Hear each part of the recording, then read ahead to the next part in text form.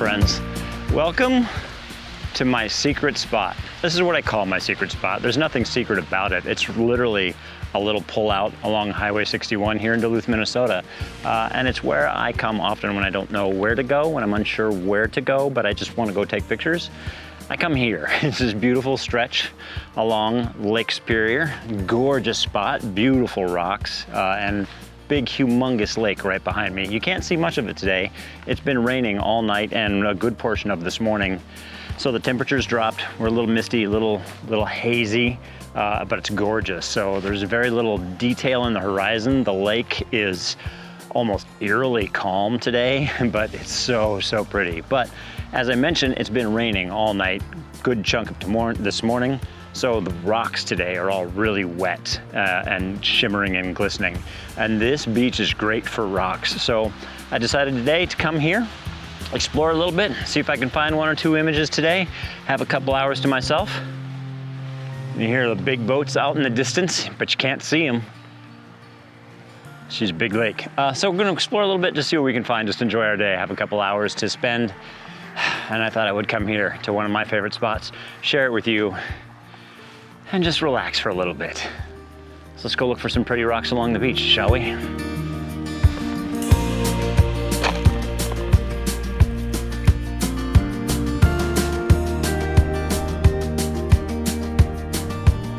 All right, my friends, we've already found our first shot of the day.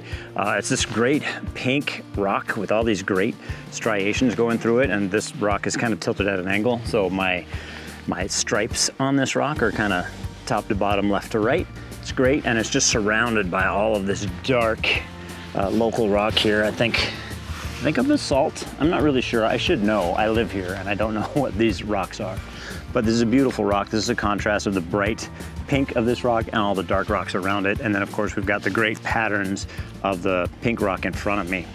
So that's the shot, shooting at an ISO 100, f/16, 1/15 of a second. Not much going on here. I'll show you here what we're looking at the back of the camera. And here it is. Here you can see it. We've got this beautiful, big pink rock right in here, just surrounded by all of this dark rock everywhere else. And I got this one guy here poking up into it, and I love it. It just kind of adds a little bit of a graphic element, a little bit of a shape to it that is really just fun and kind of makes it great.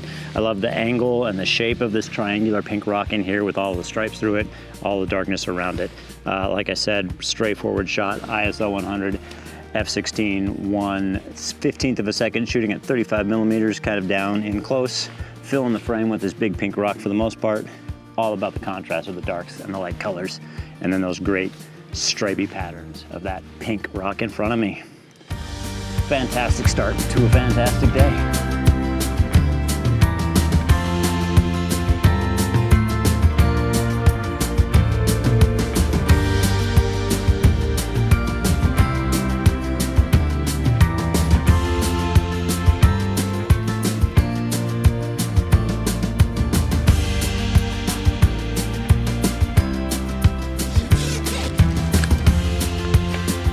I've come across another image, and it's an image I've taken before. This one's actually up on my website. I think it's Turbulent Serenity, I think is the title of this image. It's on my North Shore gallery on my website if you want to check that out, toddhphoto.com. But this rock it's great. It's really smooth, but it's got just a little bit of texture in it.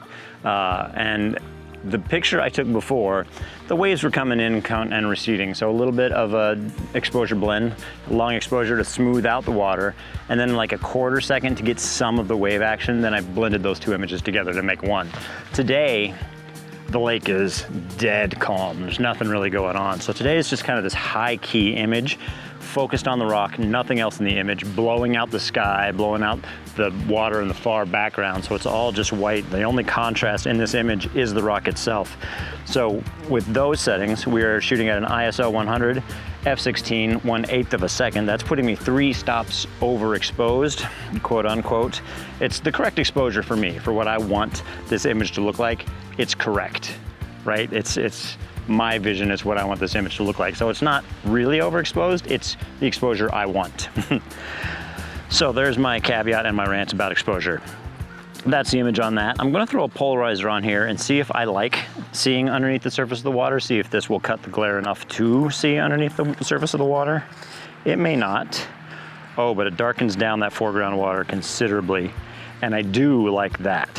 So we're gonna let that go. We're gonna push my exposure up again to just kind of blow out that sky. That's putting me at 1/5 of a second, ISO 100 f/16. So let me show you here what we're looking at on the back of this camera. There's my image right there. There you can see it. There's my lone rock out in the lake. Beautiful, calm waters all around it, and a very nearly featureless sky. So that 1/5 of a second ISO 100 f/16 is just letting all of that information go away. Polarizer on there to darken down the water, give me a little more contrast between my foreground and my background. That's the shot. Really easy, really simple. I would call it peaceful. I like it.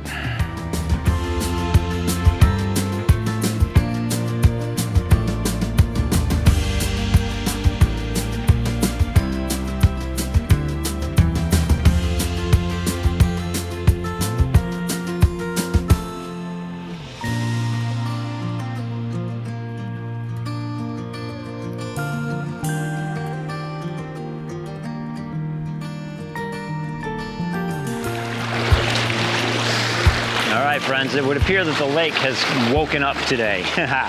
No longer quite so calm. I think, honestly, this is the wake from that ship that was heading into the harbor, but it's just now reaching the shore. But it's kind of disturbing the scene I was just trying to photograph, but it's calming down. What I have here is a little divot in the main rock, the majority of this rock around here. And in that divot, of course, it's filled up with water. In that watery pool are some colorful red rocks, and that's my shot. I'm just shooting down, getting the colorful red rock in this little pool of water. It's a bit of a focus stack on this one. I'm shooting with my telephoto now, 70 millimeters. So in kind of tight, focused on the rocks under the water as best as I can be, and then focusing on the top rock around the edge. Polarizer on there to just take a little bit of the glare off. I don't want to take off too much because it is giving me some contours to the base rock that is around this whole thing. But shooting this at an ISO 100 f/16 1/6 of a second, polarizer on there again to just kind of manipulate that glare. I don't want to remove it completely, but I want it to emphasize the contours of my base rock in this image. Show you here what we're looking at as best I can. Here's my rock. You can see down there, I've got these great colorful rocks in this little pool right here.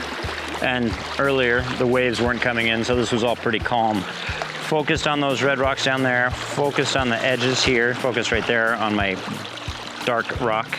Polarizer again, just to remove a little bit of sheen. Just kind of, I didn't want all the rocks to shine, but I did want parts to shine. So that's what I'm doing. I'm just reducing that glare, not eliminating it completely. That's that image. I hope this one turns out. It's gonna be a little bit tricky. Might require a little punching up in post. It might be too bland, but I like the idea of it. So I stopped and I took it.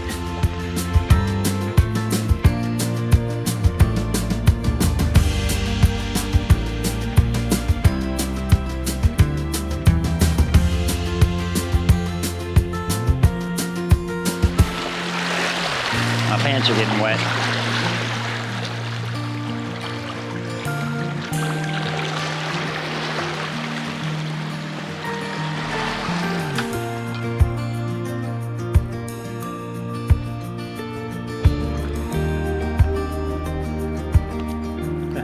The really nice thing about photographing rocks on the beach is how comfortable it is to lie down on the rocky beach. It's not comfortable. But I got another shot here, and this one's just fun. This one's just kind of interesting. What I have here is this red rock, lots and lots of cracks in it, and it's obviously been hit by some waves, but the cracks still have some water on them. So there are these dark lines all over it, while the rest of it is still just kind of the surface away from the cracks has dried off. So we got this dark reds and these light reds in this rock, and that's what this one is all about, are those patterns and the stripes. So shooting this at an ISO 100 f/16 1/4 of a second. This is a 4x5 crop. It's filling the frame nicely like that, and it's also one of my favorite aspect ratios, as I think I've mentioned in the past. No good reason why, I just really like that aspect ratio. But I will show you here what we were looking at on the back of this camera. So here it is, you can see it. It's got these great, beautiful, these dry patches on this rock, and then of course all the cracks that still have the water soaked into them, haven't quite dried out completely. Gives us that great pattern running through this whole rock. This video frame, obviously very different than the still frame is going to be, different orientation and aspect ratios entirely, but this gives you an idea of what we're shooting. It's a really simple, really pretty scene. Again, this one's just about those patterns and the cracks in the rock. I think one shot will do me. I don't think there's any need to focus stack this one. I got my camera set up pretty much the same angle as the rock, and that's the image. Really simple and really happy day. I'm loving it.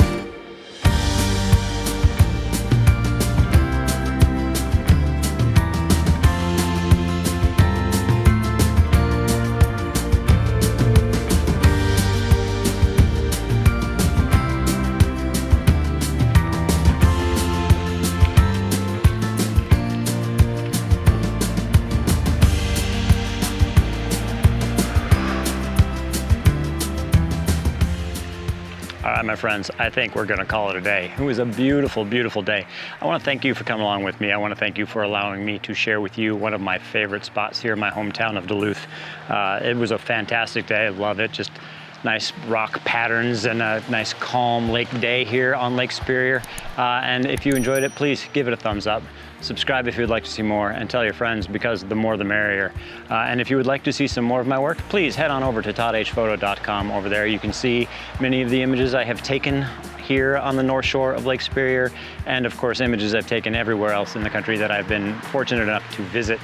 And while you're there, I would love it if you signed up for my mailing list. There I mail out my blog twice a month, just a little image, a little story to go along with it.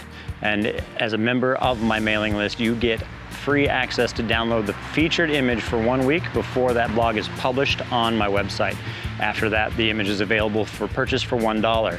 And if you'd like to support me further, there's 3 ways for you to do that. One is that digital download I've just mentioned. Each image featured in my website and my blog is available for $1 for download. You can purchase a fine art print there in my store as well. And there's a contribute button down at the bottom of the website. Any amount is greatly appreciated.